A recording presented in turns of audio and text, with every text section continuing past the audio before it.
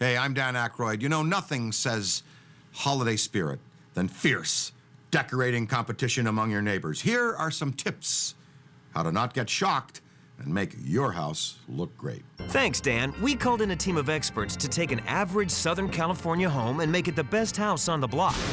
Let's meet the team. First, Gareth Stover, a feature film production designer and the designer on Christmas with the Kranks. Second, Kathy Ball, owner of Hollywood Vines, decorates celebrity homes and helped Gareth on the film Christmas with the Kranks. And finally, James Costigan of Christmas Light Guys, a professional holiday installation service. The teams arrived armed and ready to decorate. Let's see their plan.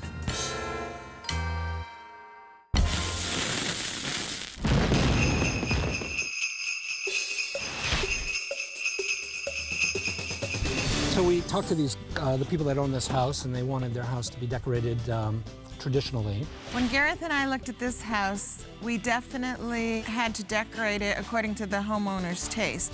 She's from back east, so she wanted a more traditional look. First thing I noticed is that this part of the house right here sort of juts out. When you're going to decorate your house for Christmas, probably the first thing you should do is stand back and look at your house and sort of see what the house's personality is. What I was thinking was that maybe what we can do is bring some lights, start them from that corbel up at the top, and string them down like this so that you actually walk through the tree, and that'll sort of be the centerpiece. Gareth always likes to have a focal point whenever he decorates a home. With the movie Christmas with the Kranks, the focal point was the roofs, and there was a Frosty on every roof. So for this home, Gareth envisioned a big lighted Christmas tree coming down from the roof of the house to the ground. You want to sort of have a focal point that your eye, you start on one thing, and then the focal point leads you to the other thing, and in our case, it's the Christmas tree. And then there's something about the Christmas tree that pushes you to the rest of the house, so that you're not just sort of keyed on one part of the house, that your eye sort of wanders through the house. So we'll have, maybe a star, up on here. Then what we should do is just outline the roof. I don't know if we should do this, but if we could, that'd be great. We'll try. Okay, outline the whole roof line. And then maybe some cascaded sort of stuff. What do you call it? Icicle lighting coming down, so it all sort of gives the impression of like a wedding cake. The garage is sort of a greenish color. I'm afraid at night it'll just become black. I think if we hang green garland with the lights around the garage door, it would be pretty. And then maybe a bow, so we make this look like a present, which would be sort of not too expensive to do. But it needs to stand out. So why don't we make it red so it goes with the tree, right? So it balances. And these little arches here, where we have those vases, let's add more red. What's that? The poinsettia. Put poinsettias in there. And then maybe more garlands to sort of balance out the garlands around the window and around this. So it becomes, right, this flowing thing. Once we decided on the Christmas tree as our focal point, James and Gareth discussed the best ways to accomplish the look. In order to anchor the long strands of lights, tent stakes from a local camping store are used as our base. We started with one master hook up top and then strung out the wire from the hook down to each individual one of the stakes that you see here. If you try and run just the strands of lighting, they'll just stretch out and break. Here, James uses a wire crimper with fasteners to create loops that will anchor the wire from the main hook at the top to the metal stakes in the ground. So by running the wire and zip tying each strand onto the wire, it's secure, it's safe, and you'll have no problems throughout the season with it. When you start thinking about decorating your house, you should probably put a list together about what you're going to need. You're going to need ribbons, or you're going to need bows, lights. I think a lot of problems people have is they'll go to one store and buy all their Christmas decorations to achieve this one look instead of going to a nursery and maybe getting fresh garland and then just using inexpensive red berries and lights, and you have a nice simple look right away. Usually what we recommend is that you do a layout, try and figure out where your power sources are, figure out how many lights you can connect end to end. And if you refer to the UL label, the Underwriter Laboratory label, which comes in every box, it'll explain to you how many lights you can plug end to end. Do a dry run on the ground, plug them in, let them sit for an hour, hour and a half. Test them out before you go hang them on the house and then find out you've strung too many together. Yeah, maybe what we'll do is run up this hip, down that hip, and our power source will be at the very top. From weeping icicle lights to little twinklies to old-fashioned bulb strands, the varieties of lights available are endless. Remember not to limit yourself to the local drugstore. Go online to search for lights and you'll be amazed. Just put down that staple gun. James and his crew have better techniques to get the lights up and keep them there. Art's putting up hooks across the wood facade up here because stapling holiday lighting is not a UL-approved application. An open-ended eye hook is the best way and safest way to install holiday lighting on a wooden eave. You just install them about every 18 inches apart and hook your lighting on it and wrap your lighting every other hook. And that way it's safe and good to go all season. Ricky's spraying off the bottom of the stone because he's going to be applying the C7s with a hot glue to that location. So by spraying it off, it takes the dirt away, and that makes the glue stick, and we don't have any problems with return calls throughout the season. Hot glue is the only application that we've come up with that lasts the entire 3 months of the season and doesn't damage any of the exterior facades of the house or stone or anything on the outside of the house. We attach the lighting here on the vinyl window. By taking a hot glue gun and gluing the lighting straight onto here, it pops right off, no problem, and leaves no marks or any type of problem with the window, as opposed to trying to do it here, here, or here, where it destroys the exterior stucco. The reason I hung the line first and then put up the bulbs is because if I put the bulbs in the line first, as I'm putting it up, they would be hitting each other, hitting the concrete, and they would be breaking the bulbs. There's a variety of different tricks to the trade to try and accomplish what your end goal is, like three-way connectors, electrical tape, the galvanized hooks, zip ties, different size extension cords. They all play a key factor in making the lighting work, making it a successful lighting season, and being as safe as you can to have lighting installed on the house. The problem decorating the exterior of this house was we could not nail into anything. There was stucco, there's styrofoam, there's vinyl windows.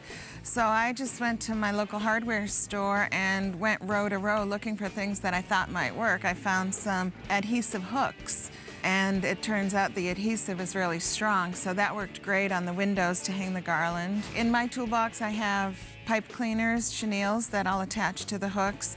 And pipe cleaners are soft, fuzzy, so they don't mar your furniture. If you're putting garland on a railing, instead of using wire, that as it slides, it'll scratch your banister. If you use a chenille, it won't scratch your furniture. As our team continues lighting the roof, Kathy shows us how to attach garland around the windows, archways, and garage. Okay, so the first step is to attach your hardware. The second step is to attach the chenilles to the hardware. Third step is to attach the garland to the chenilles, and then the fourth step is to light the garland. So you always put the male end of the lights on the bottom so you can run an extension cord for power.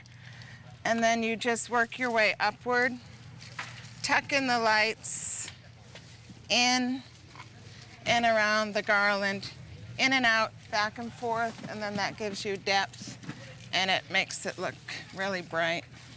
And then the next step is to attach color. So we need berries. A lot of people don't like to use fresh garland because of the mess. Solution to that is to use a base of silk garland and then just buy or get pine boughs from your Christmas tree lot and augment the silk with the fresh, add lights and whatever decorations you want, and make it look festive that way. The weight of the garland is too much to stay in place on its own. So we added a toggle bolt up there, and we're going to add toggle bolts on the side of the archway. and that'll make it keep the shape of the entryway throughout the season. We ran into a similar problem when trimming the garage, so by using basic hardware, James is able to provide an anchor for the garland without damaging the house's facade. Safety considerations, that's a key. It's really a great Hollywood effect to have somebody sliding off the roof or getting zapped by the lighting. But in real life, that's a major safety concern for us. When using a ladder to install the lighting, it's always best to have somebody else there, not just be by yourself. It's great to have them hold the bottom of the ladder. You can get up and down on the roof without them holding, but it's just an extra safety precaution to have somebody else there. Hold the bottom of the ladder, and God forbid, if there is a problem, somebody else is there for you. On Christmas with the Kranks, wreaths became a big thing because our houses were 2 stories, and our upper windows sort of had these sort of empty spots throughout the street. So Kathy and I came up with the idea of putting wreaths in all these in different windows in different houses. So we did the same thing here. This house has like 3 windows over the garage, and so we thought, let's do our little wreath thing again. You know, we'll put 3 wreaths, which will also help bring those same colors, you know, up high, and then we'll move over. Your eye will move over. You'll see the little white star above the, you know, the Christmas tree that we're making, and then, you know, the wreath that goes on everybody's front door sort of is, you know, I mean, that says Christmas. The difference with decorations with people's homes versus a movie is basically the colors that I use.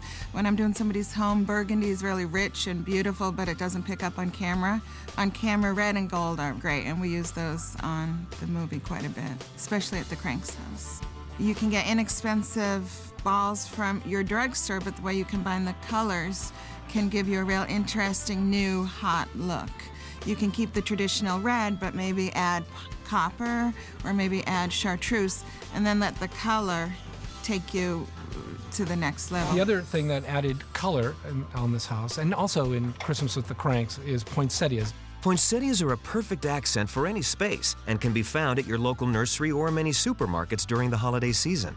On this house, poinsettias not only brighten up empty spaces, but they tie in our color scheme throughout the design. As you can see, we had lots of help with our house. It's a great idea to round up your family, neighbors, and friends to make decorating an event. Nothing kicks off the holiday season and spreads the holiday spirit like a decorating party. Another very important thing to think about is that when you're decorating your house, most of the work's being done during the day for safety reasons, and I suggest you do it during the day. But the important thing is to see it at night before you consider yourself finished. We decorated for weeks, and then we made sure that we had 2 or 3 nights to view what we did to make sure there weren't any dark holes or the colors of the lights were working together. And we saw problems where we changed out lights on several houses, or I added lights to the roofs of several houses that were in deep background because the houses weren't standing out enough. So I think that's important, that you should sort of build that into your decorating agenda when you're decorating your house. Your time scheme is make sure you have a night, turn everything on, look at it, and then see what you need to fix. With a few finishing touches, our house is almost ready. Remember, no detail is too small, and no tree is complete without the crowning star on top. So with the help of Jim and Kathy, we worked real hard, put this all together. With the help of our neighborhood elves, let's count 1, 2, 3 and get this whole thing going. Ready? 1, 2, 3!